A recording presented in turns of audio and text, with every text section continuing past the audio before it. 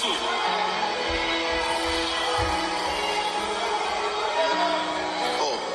la suite. En tout cas, mes frères et sœurs, les bien-aimés frères et sœurs, ma sœur Barouti n'est plus. Là, on est là à l'église.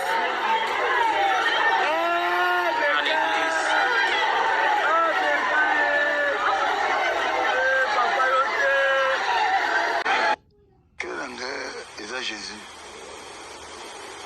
Depuis les années moi ok, l'engagé Jésus n'avait que ce qui gagne à tomber Jésus, Jésus peut retomber là.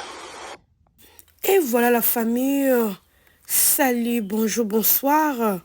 Ça dépend quand il y a RO vraiment bozo landa biso. Nabanda kunabino, merci nabino nyoso obo recevoir biso. Nabanda kunabino partout vraiment na salon na ba bureau en tout cas partout obo recevoir chaîne nabiso na maboko kofungwa ma vraiment to pesi bino merci to linga bino mingi ba pe ba koti pour la première fois peut-être ezaka kasango ya mawa oyo nde sali ki okota na chaîne oyo vraiment en tout cas kota au s'abonner, n'hésitez pas de vous abonner et puis de cliquer sur la cloche de notification pour ne rien rater. Balobi na chaîne absolument vraiment ya malamu izala kama malamu izala na kata chaîne oyo iza chaîne moko éducatif to finga kate to zaka ko sala ba analyse tout ça la ka analyse moko intelligent vraiment kota s'abonner yo moko so meki biso mona ke oui c'est bon en tout cas au kotikala so pour mon ke zeki to côté au désabonner na yo parce que to kangaka mutu te pour na ko s'abonner pe to futaka elo côté eza gratuit bande kolanga ezaka pour que oyeba makambo zo le kala monde parce que ba bilelo réseaux sociaux et ya na makambo nyonso yango tozana pona koloba eza na likambo susu o koki koyeba te à travers réseaux sociaux to pe na kata ba chaîne na biso et ko permettre oyeba bango malam bande kolanga yango na kaka to sala contrat biso na bino ya bino bo s'abonner biso pe to la bino ka ba information contrat to sala yangwana. Alors n'hésitez pas de vous abonner ceux qui vraiment et tout yo en tout cas abonne-toi sur notre chaîne au kozala jamais d'ici. Voilà la famille kakande to na tu côté la vidéo na boyoki balobi ces derniers to to kana ba témoignage ya papa Barouti parce que alaki papa moko malamu un bon papa au vraiment asali musani na kimia nyoso bandi kolanga nzambe a permettre abenga papa na biso bandi kolanga yi yango na ekaka pona koloba to ekotalisa to moni ndenge papa na biso abandaki déjà ko prêcher to ki va dire naye ou autu ko lo ba propos naye to ki yango ndinga lo ba ki devant l'assemblée na yebi mukolo la ko kufa te soki na kufi bomi tungisa mate nzamba ko tindela bilo mutu mususu bande kolanga. Donc notre papa notre pasteur abandaki déjà ko comprendre to pe ko mona déjà to loba parce que abaki ebine mukolo te mais koyoka ba dire na wana il a qui vraiment longtemps pour a voyager sentir ninge déranger qui c'est comme ça balé là ko sentir déjà que moi ma faiblesse morobo et moi nini parce que ko se tenir debout au bimisaka langage bongo c'est pas facile la famille. Alors abimisa kiango bomoni ndenge église qui calme vraiment koyoka ba dire wana et pas papa qui vraiment facile ti moi silence c'est côté qui vraiment la carte église pour dire que nzambe aibindeni a préparer makambo.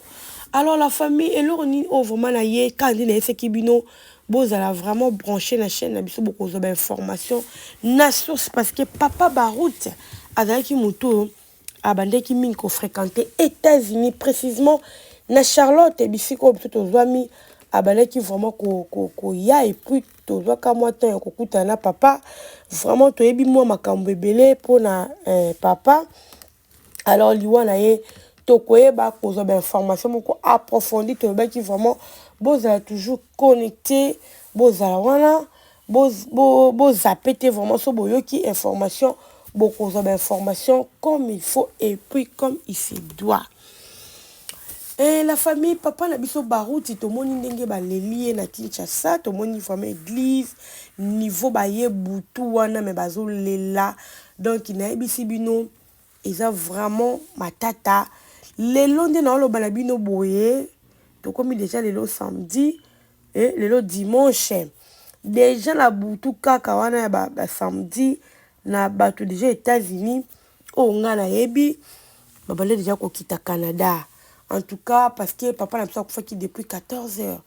heure des États-Unis, bato msou déjà besoin qui ba précaution, bazo quitte déjà na Canada pour na bien en tout cas avant quitte na kin, bazo quitte déjà pour dire que papa avec qui mutu munene. Alors matanga na ye, il faut vraiment elle la na limemia eza matanga moko ya munene parce que to perdre vraiment un icône o babengaka na kachamboka na biso. Ah, parce que celle misani papa na biso akufina ba 70 hein akufina ba âge moko o vraiment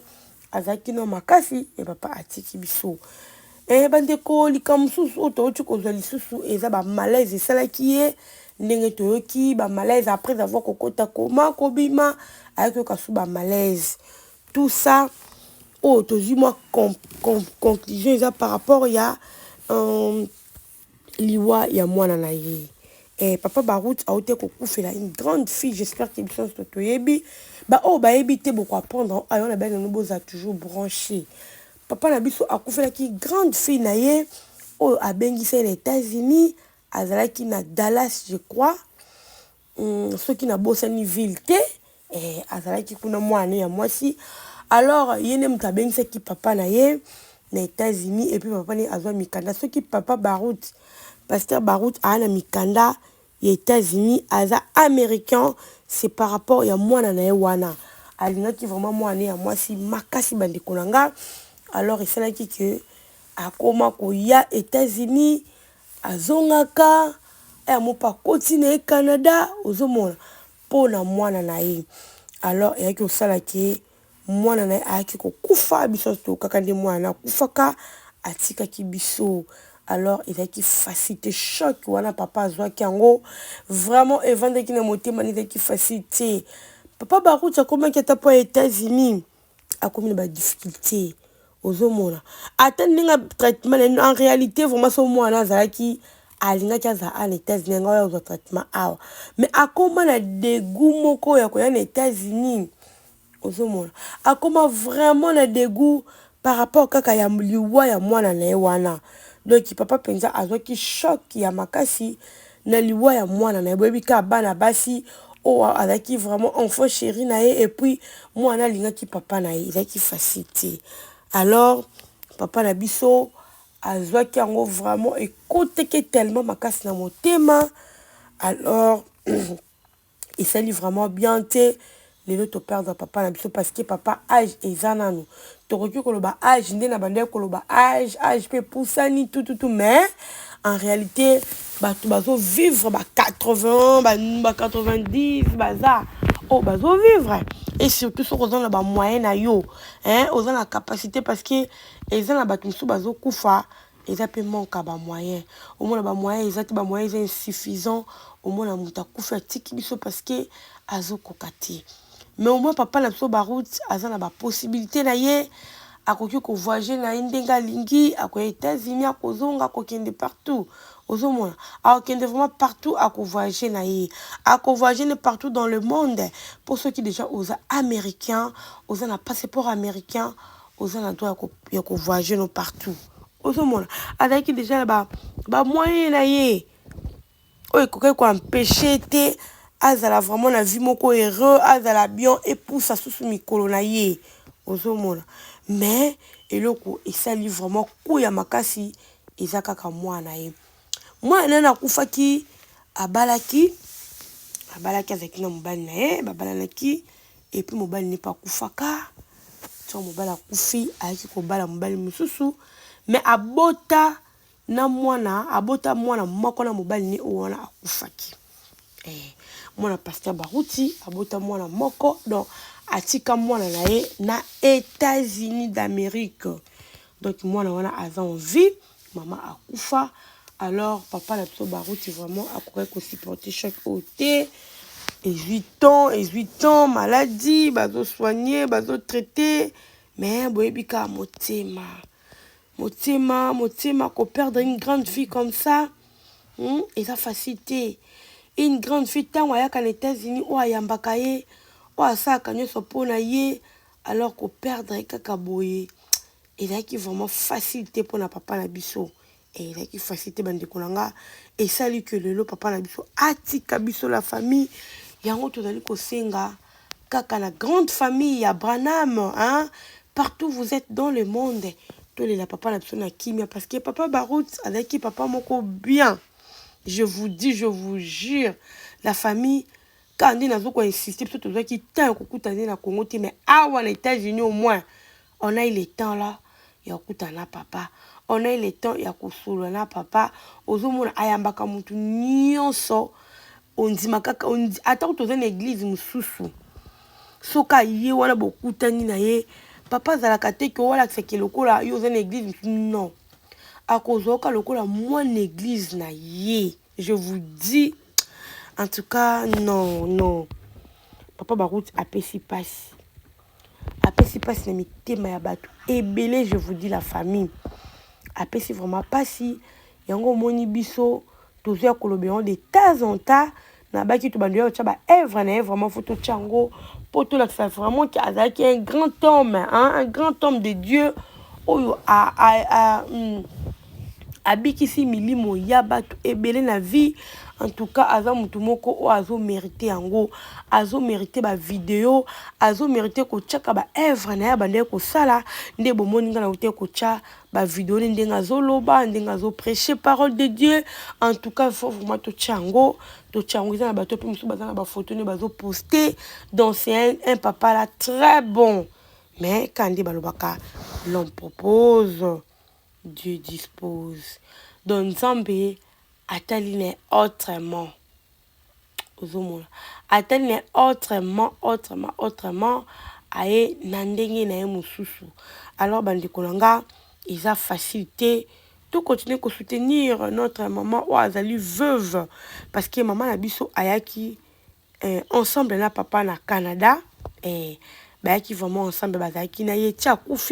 akufi na maboko ya maman. Alors, te soutenir maman na mabondeli pour eza faciliter la famille. Quand on a le baka eza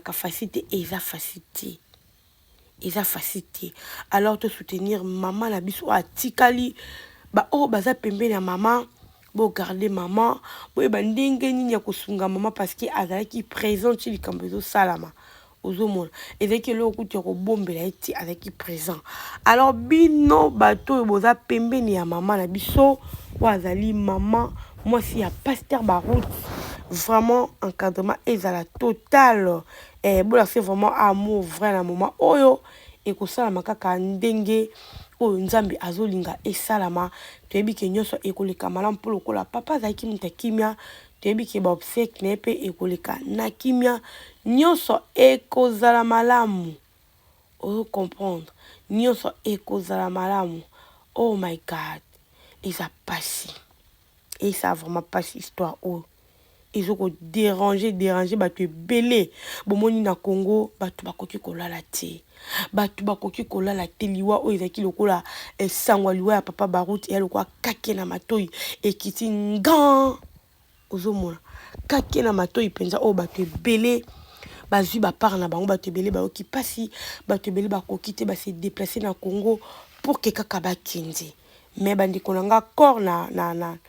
Canada eko umela te ezokita Congo eko umela vraiment pour ekende Congo la famille yango ka to pesa une information musu to ko pesa bino ka ndina lobaki vraiment to zapo na information pasteur Barout to tuna to ko yeba ko pesa bino nyonso ndenge ekoleka. Voilà la famille vraiment bo s'abonner bo partager vidéo na biso bo liker ko sala biso bien nzamba lola apambola mutu nyonso oya koteki na kati ya vidéo na biso vraiment apesa bino o ezangi o bozo luka nzamba lola akokisa ba posa ya mitema na bino. Quant à moi, je vous laisse et je vous dis bye bye.